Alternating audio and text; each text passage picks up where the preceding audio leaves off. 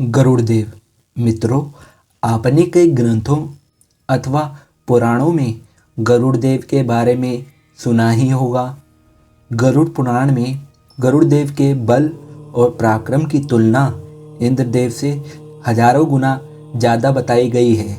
इतना बल और पराक्रम के बावजूद भी क्यों गरुड़देव को नागों का दास बनना पड़ा? नमस्कार मित्रों, मैं मनोज आप सभी का स्वागत करता हूँ अनंत धारा दर्शन के एक और नए एपिसोड में। मित्रों, गरुड़देव को भगवान श्री विष्णु के सवारी के रूप में देखा जाता रहा है।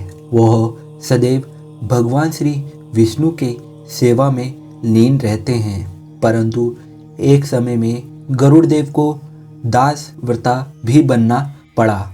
लेकिन मित्रों, यह जानने से पहले अगर आपको हमारे एपिसोड से कुछ ज्ञानवर्धक बातें जानने को मिलती हैं तो हमारे चैनल को सब्सक्राइब करना ना भूलिए।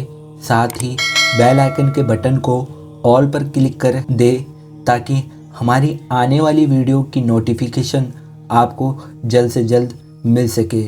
साथ ही कोई सुझाव हो तो आप कमेंट बॉक्स पर हमें दे सकते हैं।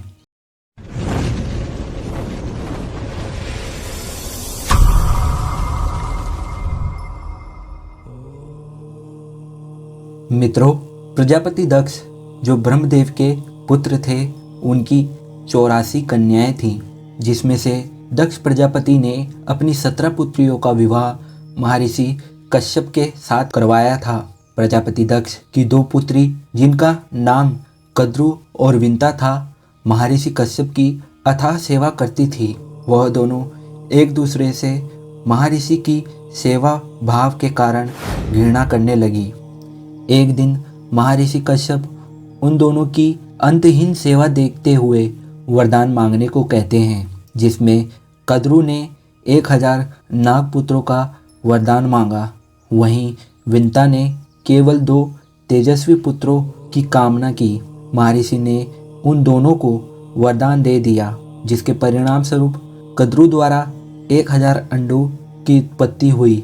विंता के केवल 2 ही अंडे उत्पन्न हुए। मित्रों, समय बीतने के साथ कद्रु के 1000 अंडों से नागपुत्रों की उत्पत्ति हुई, लेकिन विंता के 2 अंडों से अभी भी पुत्र नहीं जन्मे थे। एक दिन विंता के सबर का बांध टूट गया और उसने स्वयं अपने अंडे को फोड़ने की गलती कर दी।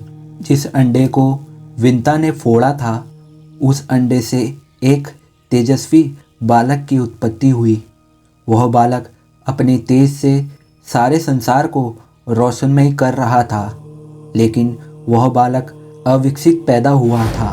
उस बालक का ऊपरी भाग तो विकसित था, लेकिन उसका निचला भाग अविकसित था। जब उस बालक ने अपनी यह दुर्दशा देखी तो वह अपनी माँ पर बहुत क्रोधित हुआ और उस बालक ने अपनी माँ को यह श्राप दिया कि जिस बहन से आप इतना घृणा करते हो, एक दिन आपको उस बहन का दास बनना होगा। अंत में बालक का क्रोध शांत हुआ तो उस बालक को अपनी गलती पर पछतावा हुआ और उसने अपनी माँ को श्राप से मुक्त होने का उपाय बताया। उस बालक ने कहा, माता, यह जो आपका दूसरा अंडा है, इस अंडे से उत्पन्न तेजस्वी बालक अत्यंत बलशाली होगा, जिसका शौर्य पूरे ब्रह्मांड में विख्यात होगा। वह आपको मेरे श्राप से मुक्त करेगा। तब माता विंता ने उस पुत्र का नाम अरुण रखा। माँ का आशीर्वाद लेकर अरुण ने भगवान सूर्य नारायण का सुमिरन किया और आकाश में उड़ गए। बाद में अरुण सूर्यदेव के रथ के सारथी बने। मित्रों, अंत में अरुण के श्राप को फलीभूत होना ही था। एक दिन दोनों बहनें वन भ्रमण के लिए निकली। तब उनकी नज़र समुद्र मंथन से निकले हुए श्रवा घोड़े पर पड़ी। दोनों बहनों में पूंछ को लेकर विवाद छिड़ गया। कद्रु ने श्रवा घोड़े की पूंछ को काला बताया, वहीं विंता ने घोड़े की पूंछ को सफ़ेद बताया। दोनों बहनों में एक शर्त लगी कि जो कोई भी शर्त में हारेगा वो जीतने वाले की दासी बनेगी और उसे जीतने वाली की सेवा करनी होगी। कद्रू ने बड़ी चालाकी से अपने नागपुत्र को घोड़ी की पूंछ में लिपट जाने का आदेश दिया। माँ की आज्ञा का पालन कर उन नागपुत्रों ने श्रवा घोड़े की पूंछ को घेर लिया, जिससे श्रवा घोड़े की पूंछ काली लगने लगी, जिससे विंता को शर्त के अनुसार कद्रू का दास बनना पड़ा। मित्रों, समय बीतता गया और विंता द्वारा दिए गए अंडे को 500 वर्ष बीत गए। आखिरकार उस अंडे से विंता के दूसरे पुत्र का जन्म हुआ। वह बालक अपनी माँ की सहायता के बिना स्वयं अपने खोल से बाहर आ गया। उस बालक का तेज अत्यंत तेजस्मयी था, मानो जैसे स्वयं सूर्य का प्रकाश उस तेज के सामने फीका पड़ रहा था। उस बालक का शरीर वज्र के समान दिख रहा था। उस बालक ने अपनी माता को प्रणाम किया। माता ने उस पुत्र का नाम गरुड़ रखा।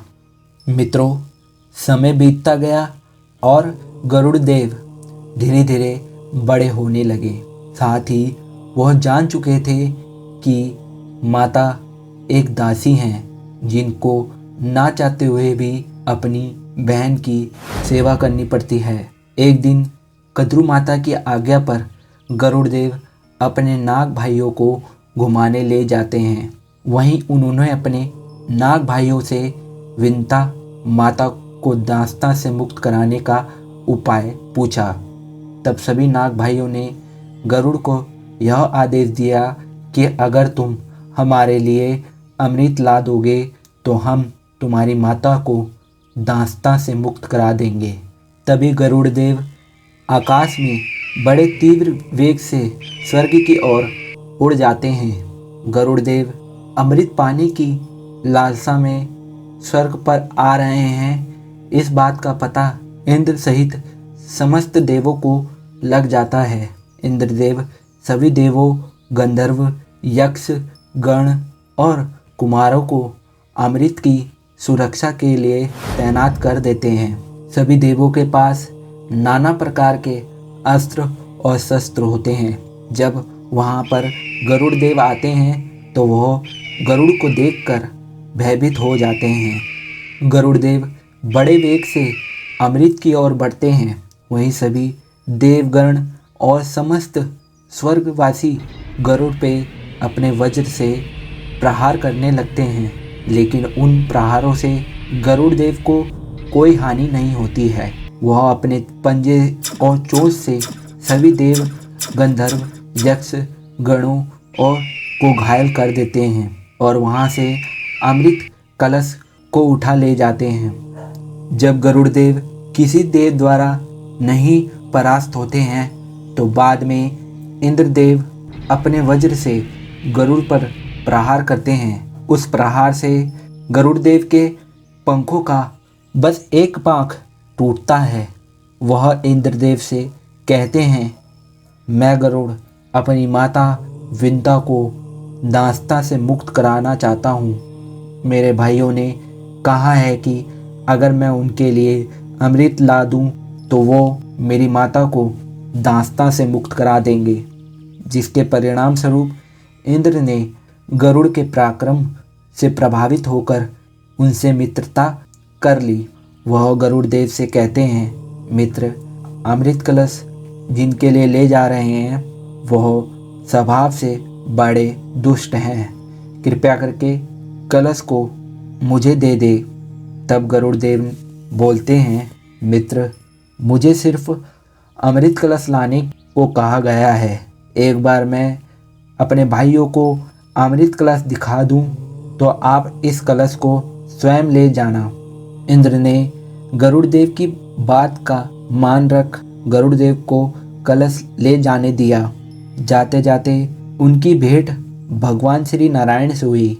वह भगवान से अपनी ध्वजा में सदा बने रहने और उनके वाहन के रूप में वरदान मांगते हैं, जिससे भगवान गरुड़ देव को तथास्तु कहकर वरदान दे देते हैं। इसके बाद गरुड़ देव नागों को अमृत देकर अपनी माँ को मुक्त करा देते हैं।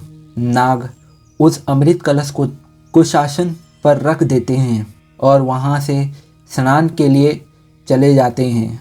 बाद में चुपके से इंद्र उस अमृत कलश को उठा ले जाते हैं। जब नाग स्नान करके वापस वहाँ पर पहुँचते हैं तो वहाँ पर अमृत कलश को ना पाकर बहुत पछताते हैं। तभी वो नाग अमृत कलश जिस पे रखा होता है उस कुशासन को यह सोचकर चाटने लगते हैं कि अमृत की कुछ बूंद इस कुशासन पे पड़ी होंगी, जिससे उन नागों की जीभा दो मुखी हो जाती है। मित्रों, आज के लिए बस इतना ही। अगर आपको यह एपिसोड पसंद आया है तो इसको लाइक एंड शेयर करना ना भूलिए। मैं मिलता हूँ आपको अगली वीडियो में। तब तक के लिए जय श्री राम।